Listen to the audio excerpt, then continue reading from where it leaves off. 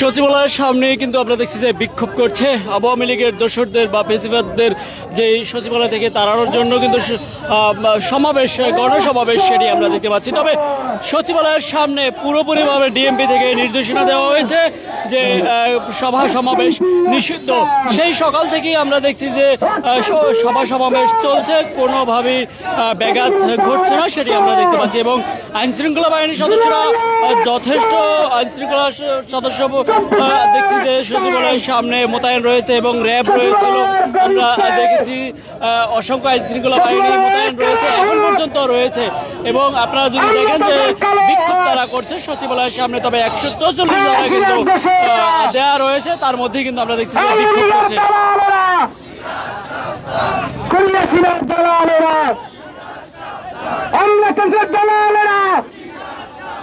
Jamuna smart refrigerator, smart লাইফে smart refrigerator.